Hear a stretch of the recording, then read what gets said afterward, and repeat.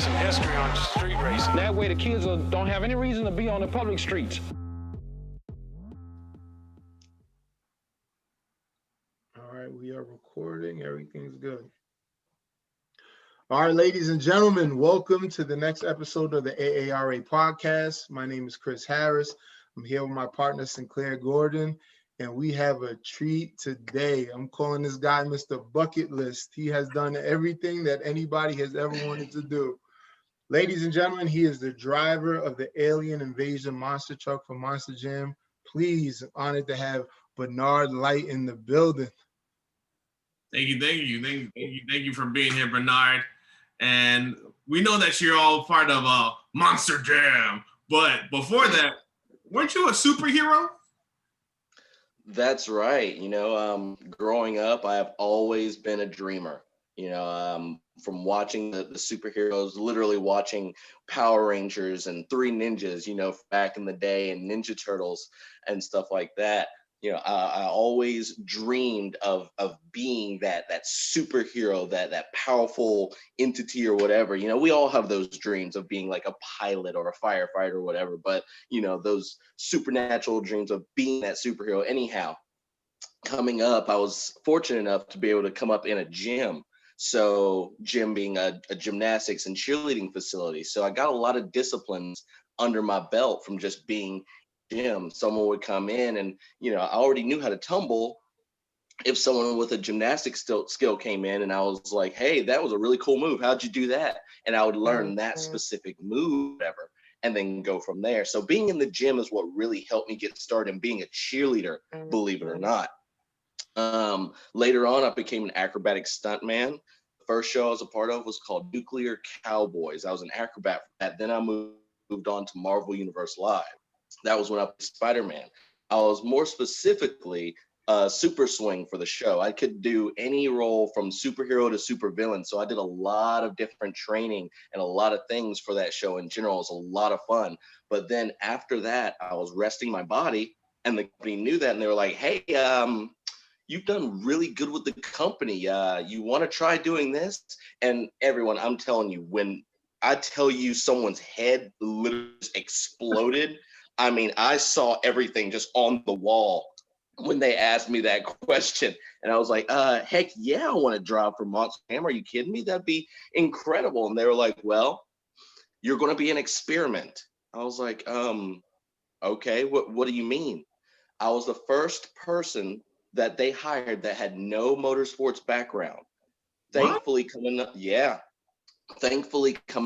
I had all those different disciplines and I dabbled in this, that, and whatever. And they were like, well, we want to see if we can take our stunt people and train them to drive, monster trucks. And I was like, okay, I don't even care. I can be an experiment. Let's do this. Thankfully. Time out. Like, you just got to reel this all back in. Nothing. This is like, hold on. So not only were you Spider-Man, but you also played villains on Marvel Universe. But let's go back even further. The gym part, like, is that your first passion? Like, how does that come into play? Like, how long were you cheerleading before you got to Spider-Man, before you turned into the Black Ranger? Now, it's funny you say that about Power Rangers, because I have actually gone out to try to be a Power Ranger. It wasn't for the actual show, but it was for, putting on the costume when I lived in Florida. But anyhow, I was too short, but I did all the choreo and everything perfect, and my buddy was too tall. So I'm 5'7", and my buddy's 6 foot. They took everybody in between our heights because we just didn't fit the costumes. But that's the only thing so far that has kind of fallen through. But anyhow, what was your initial question? Just like how long were you cheerleading? And then I want to kind of talk about, the Spider-Man thing a little bit, just what that world and life was like. Real. Okay. When I was younger, I would say probably the age like 5, 6, somewhere around there. The only thing I wanted to do was do a flip.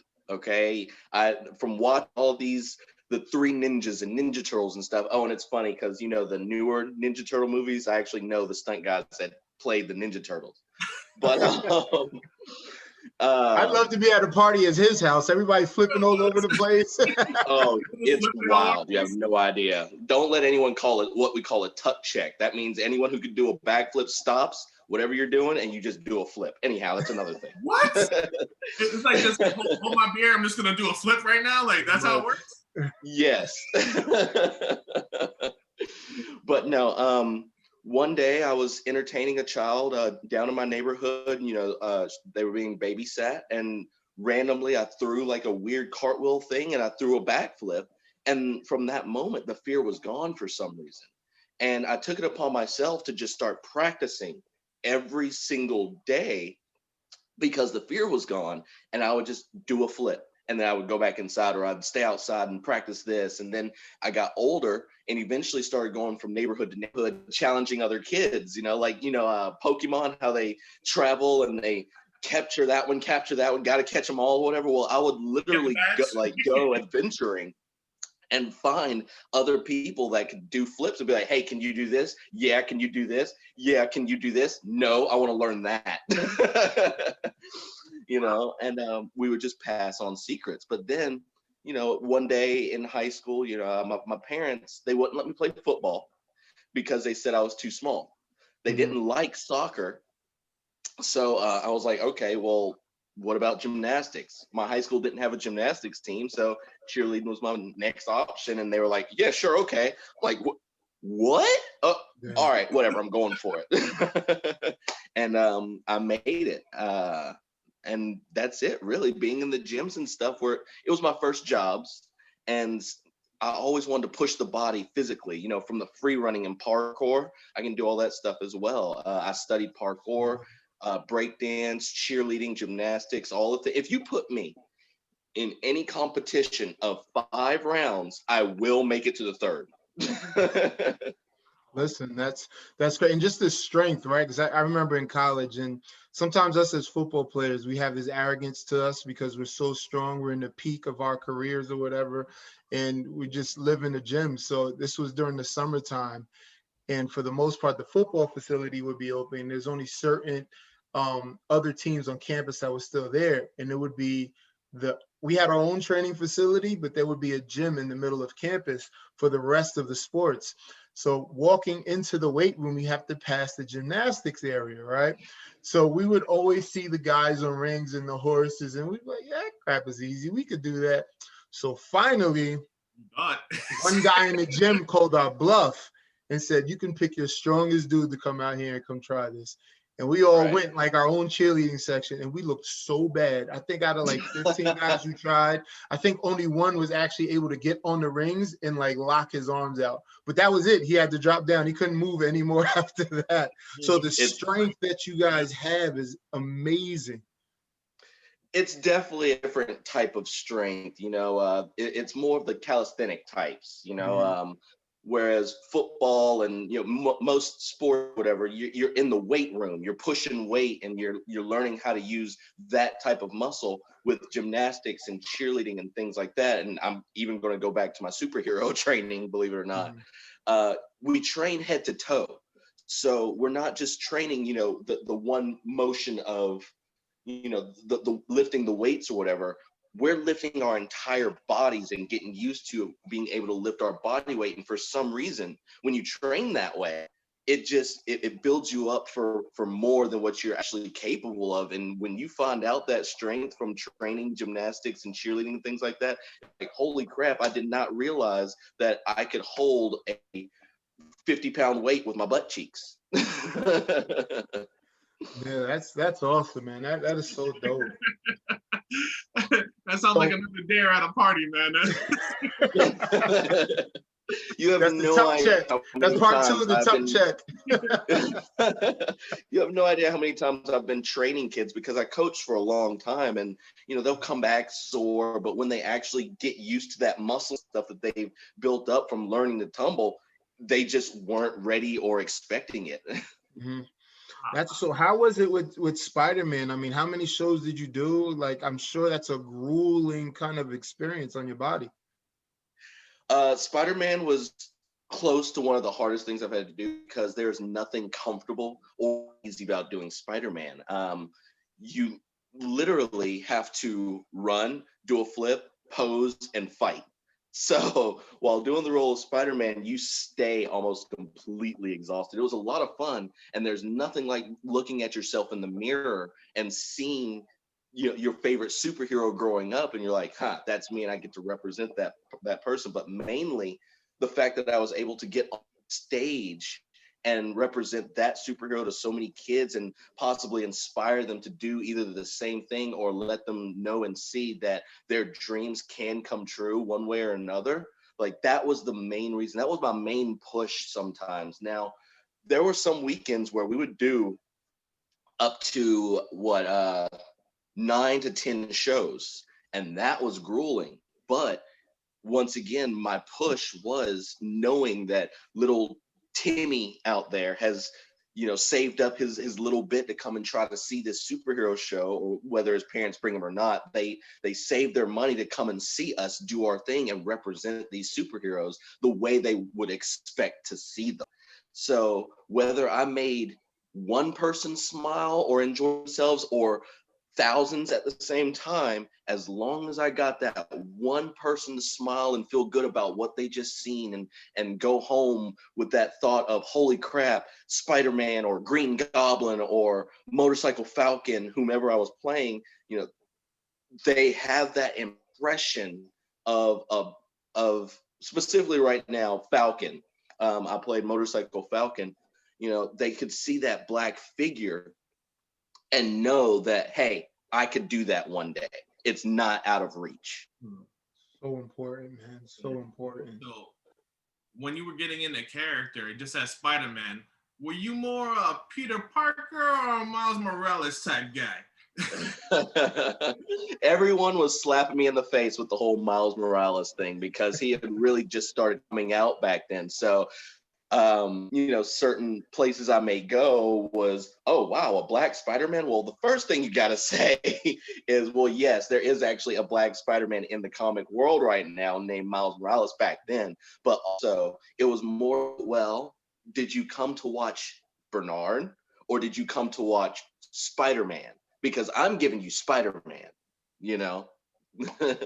And I see you're a comic book collector too, right? A little bit of one. Those comic books that I had actually posted on my page were a gift from a friend of mine that I held on for the longest time. And I decided to go through some boxes and I took them out and I was like, heck yeah, buddy, thanks for these. So you can say that. Yeah, I'm more of a, I hold on to things. I'm not a hoarder, but if something has or could have some type of value, I tend to hold on to it as long as I can. So what's in your collection right now? Oh, wow. From a lot of alien invasion things to old comic books to I'm a big Power Ranger toy collector. So I'd have to say that makes up most of it, but mainly just Monster Jam, Hot Wheels, and alien invasion apparel is the thing for me right now. That's awesome. So go ahead. Yeah, how did that connection go from Marvel to Monster Jam? You said that they're something with the company. Could you tell us a little bit more about that? Yes. It's all one company. Are you familiar with Feld Entertainment, Disney on Ice, Disney Live, Ringling Brothers? Yep. It's all the same company. They also are the owners of Monster Jam. So the Nuclear Cowboys show, the first show that I was an acrobat for, is still the same company.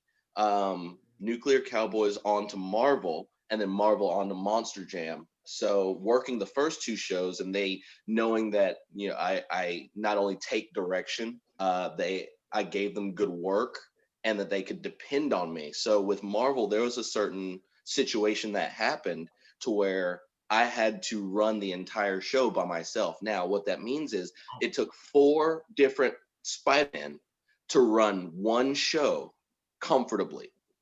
There was a situation to where the other Spider-Men were not able to do it, and I saved the show. Wow. So the company held that very dear, thankfully. And when I was resting my body after doing Spider-Man, they remembered that, I would like to think. They kind of gassed me up a little bit and was like, hey, we really appreciate everything you've done, and we know you're the person, and we know you don't have any motorsports background or whatever, but we think we could possibly teach you at the moment to do this. And I was like, all right, let's go for it. So how did that teaching, like what I saw there was a Monster Jam University, so it wasn't kind of given to you, still had to go over there and prove yourself. Talk about that experience a little bit. Yes, you're absolutely right. We have what's called Monster Jam University, which is supported by UNOH. The trainer is Maximum Destruction Tom Mintz. He trains all of the new people coming in, but there's also other veteran drivers out there to help out if need be. We go through every aspect of the trucks out there, as far as safety, as far as how to run the trucks, what the trucks may do, how they react, and show flow. We go over helmets, fire suits, any and everything you think of having to do with Monster Jam and controlling and maintaining these trucks, we learn out there at Monster Jam University. Wow. How long was that, the process for Monster Jam U? Monster Jam University, you're going to be out there roughly about a month, trying to learn everything and learning these tricks. And of course, you're learning the basics. A lot of it you do have to learn in the moment. It's just like driving in general. You learn certain things from an instructor or a parent or an older sibling or whatever, but then there's certain things that you will learn by yourself while driving your vehicle. Same thing with Monster Jam. Any and every time we get into those trucks, we are learning something new that we didn't know about the trucks before, because there's just so many things that we can do with them. There's such powerful machines, and there's so much fun to drive as well. It's hard to sometimes contain yourself and realize what you're doing, because then you have to learn and figure out, oh, this is a lot of fun. Holy crap, let's dial it back a little bit. Okay, here's what I'm doing, That oh my God factor. Oh my God, this is what I'm doing. Every single time. You have no idea. So dope. That is so dope. Just coming into that atmosphere, was it intimidating? Because you have your normal cars, your pickup trucks, but then you have your monster trucks where you have to you're not even tall as a tire sometimes. You guys have to go down a ladder to get in. How's that mindset, just being there and then I'm going to actually drive this thing? I go back to my story of when they called me and they asked me the question, and I had brains all over the wall behind me. It's incredible. Initially getting there and getting in front of the first training truck I was in, it was, and excuse the pun, it was larger than life. Looking at it, it's like, holy crap, I'm about to do this. And I say again, every time I sit in the truck and we're about to do an event, or I'm about to hit that throttle or do a freestyle event, it is still, wow, I am doing this right now. Now, coming into it, you could say it was kind of intimidating for us because, are you familiar with the Cars movies? Yeah. Okay, so the last one, I believe it was, where the new age people with the electric cars and all that stuff come in, and they're just zooming by the older seasoned. Believe it or not, it's almost just like that. But the older seasoned drivers were a little more accepting to us, because it was just that time, and there's nothing you can really do about it.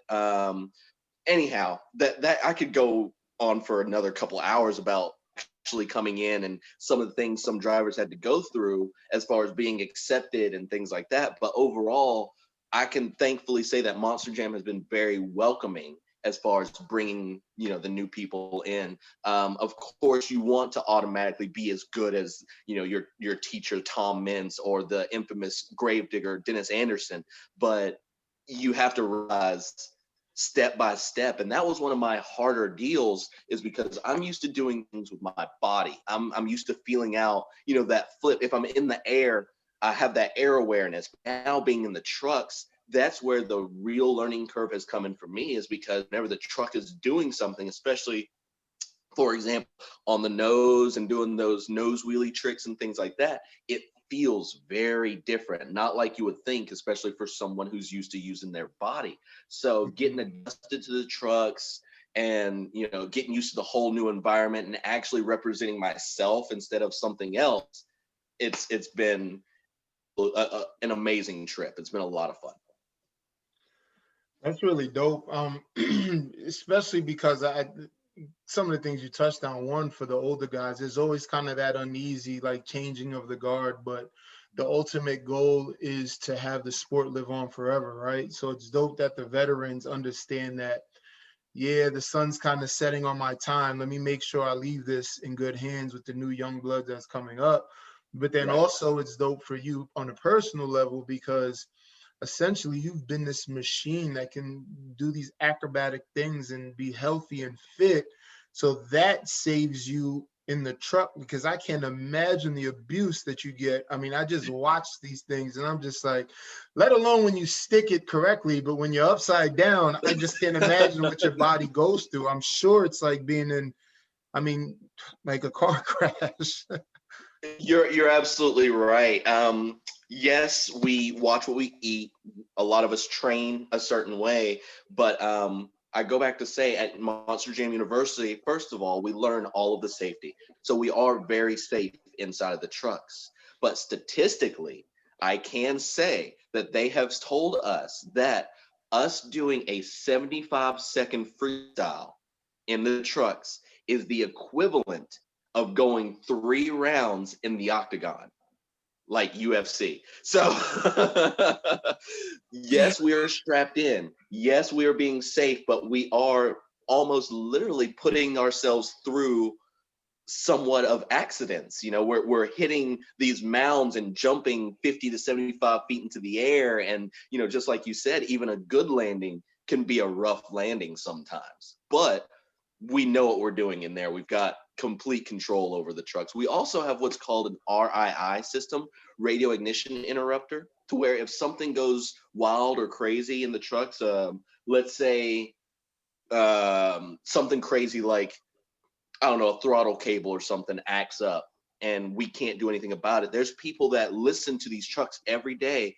and can tell when something's wrong, and they'll shut the truck off. They have a little microphone that is connected to everyone else around the arena, everyone watching, every official, to where they can just shut down the truck if they can tell something's not right. There's situations to where, and I'm sure you've seen, you know, us as drivers, we're going to try to keep it on all fours. So if we get on the side all of a sudden, we're trying to save it. Well, there's sometimes situations, or say there's a big rock in the dirt that we can't see as a driver.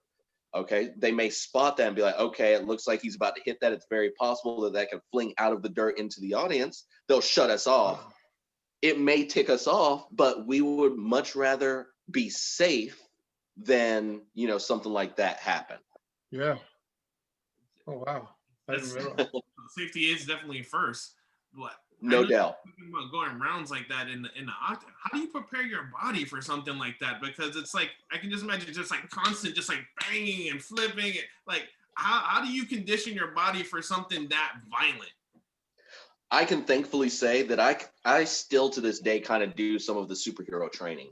I'm usually training my body from head to toe. For the most part, a lot will, you know, do cardio exercises, hit the gym. It's usually just trying to give yourself a regular gym routine. And you have to know your body so that you know what parts, or excuse me, not necessarily what parts, but what, how can I say it? Excuse me. But anyhow, you have to know what's giving you the most trouble in the truck as far as what's getting banged on, and you build that muscle. So it's one of those, you know, whenever you hurt yourself and you come out of surgery, you go through the physical therapy to build up the muscle around that area. Same concept. If you know that your arms are loose and banging around, not only do you try to tuck them in a little bit, but you're going to try to build up the muscle around your arms to be able to take the punishment that the trucks can sometimes give you. Well, you talk so much about being in the truck, but what about, like, I mean, I took my youngest son, he just turned 3 sometime last month. And I took him to his first Monster Jam when he was just turned 2. And sometimes you don't realize how much things resonate. And this kid is a freak of Monster Jam. Like, it has to be on YouTube. He has like 15 of the trucks. And I remember we did we went to the pits and just the pit party and being able to be there and be near the drivers. Tell me how that experience is for you when you can just, you know, before the show, be there with the fans and kind of that interaction. Believe it or not, that is my absolute most favorite part of Monster Jam. Me personally, remember, I came into this with no motorsports background. So all of the other drivers, they pretty much either grew up in, around, turning wrenches on, or just coming to Monster Jam shows in general. All of the people that I've gone up against have known something about Monster Jam their entire lives. I literally came in and I hadn't seen a show before I actually performed a show besides on television. All right. So with that being said, the fans and my personality, thankfully, being able to meet them and they get a little bit of my story during that 3 to maybe 5 minutes that they spend with me, you know, not only am I seeing people that have literally paid their hard money to come and see, you know, me, myself, and all of my other, you know, friends doing what we love to do, but I get to literally get a feel of the type of people that are coming to these shows and things like that. Like, it's really great meeting, you know, all the kids and their parents. And I can't even, I could go on for days literally about the feeling of pride I have when they say, hey, you're my favorite driver. And I used to like, I've had people say, I was a big fan of Gravedigger, but then I come in and see you in this brand new truck. You may not be like way up there like that, but we can see how much work you've put in. We can see your story. We can see where you started and where you are. And we appreciate you for what you're doing. And I'm like, thank you. You know, I've literally had another you know, African-American kid come up with his mom, and the mom was like, hey, we've been wanting to meet you for a long time. I was like, oh, well, thank you. I'm it's a pleasure to meet y'all. What's up? Well, my son is kind of timid because, like I said, we've been wanting to meet you, but you're actually his hero. And I was like, well, that's great. Where's this going? She said, for Black History Month, they had to pick an African-American person or whatever to write a report about and how they've influenced them and how they have influenced, you know, what's going on in the world. This kid picked me and did a high school report on me about my being his hero and what I, you know, contributed. Now, I didn't ever get a chance to see this report because I just couldn't get the kid to open up because, and excuse me, but he was somewhat starstruck with everything going on, not with just meeting me. So I didn't ever get back in contact with them. But the fact that a parent was like, yes, my son wrote a report on you and you are his hero, that was one person. And that has driven me since. Like, anytime that I'm sick or feeling down or whatever, I can just remember that one conversation and be like, there's a kid out there that really wants to see, whether it's Bernard Lyght or whomever, whatever, they want to see alien invasion. Okay. So I got to get out there and do the best I can to put on the best show I can to inspire that kid. And that comes from, you know, the whole Marvel Universe law playing Spiderman as well. I just want to inspire, show these kids that their dreams can come true. And especially the small town kids, the kids that really think that I came from a very small town of Albany, Georgia. Okay. Kids growing up there, they don't really see themselves even getting out. I just want them to know that they can.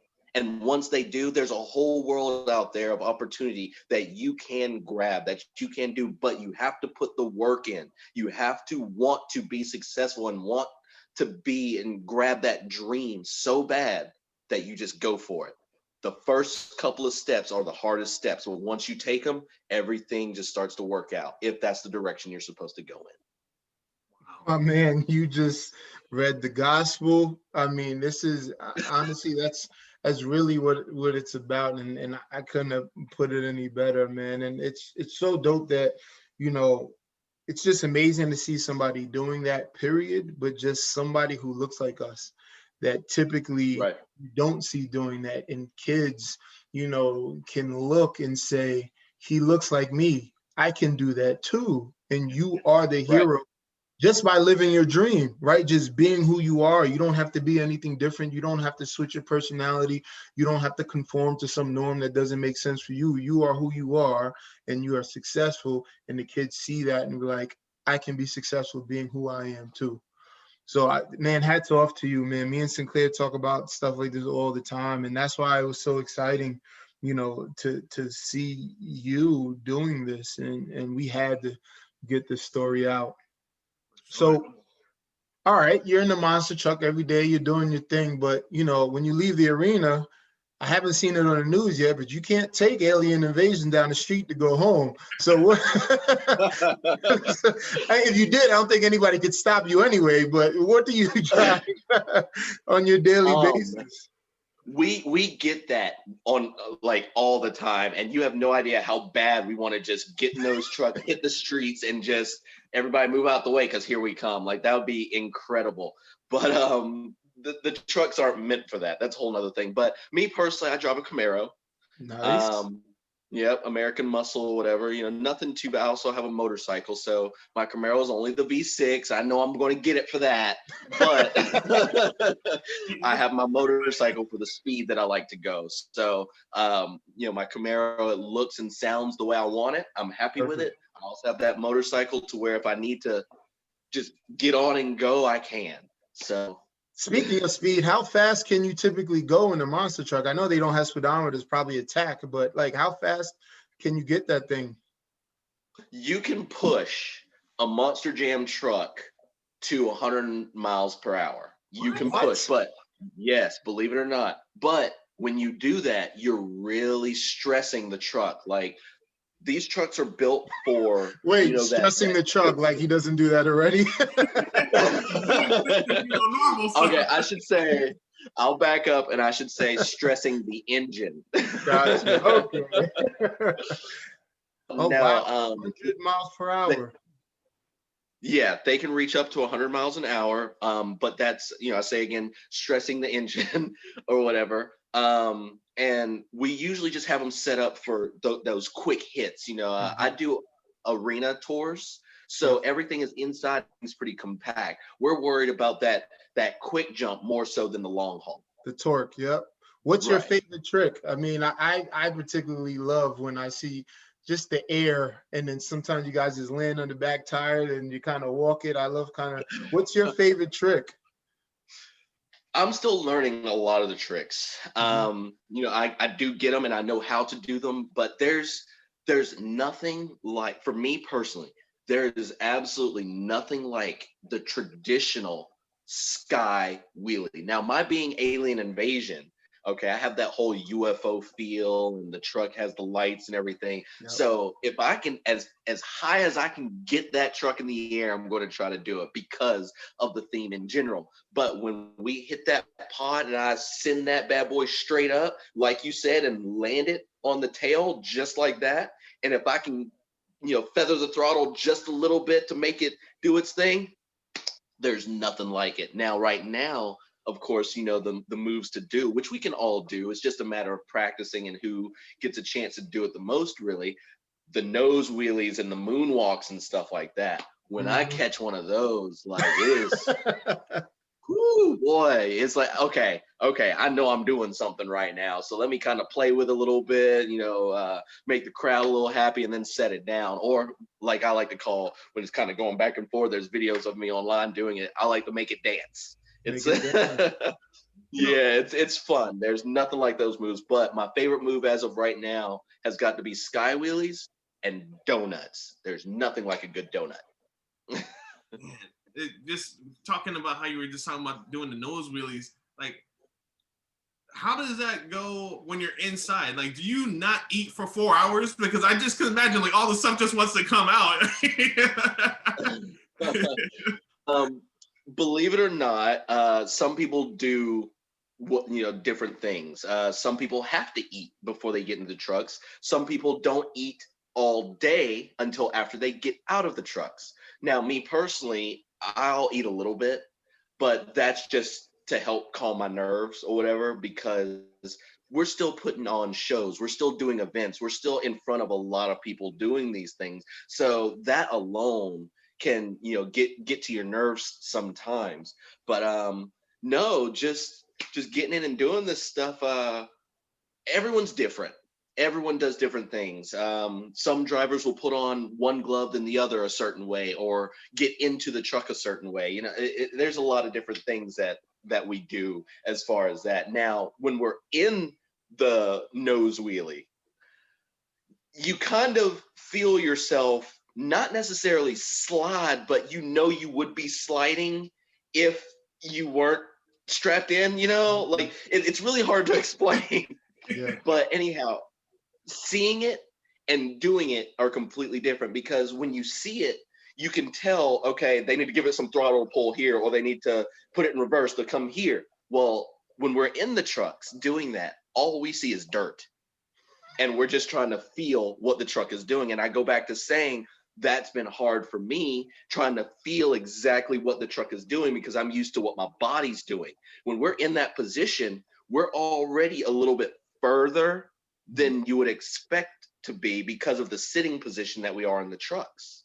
And if you haven't felt that, of course, you don't know that. So it's something that you have to get used to. And that was one of those things for me.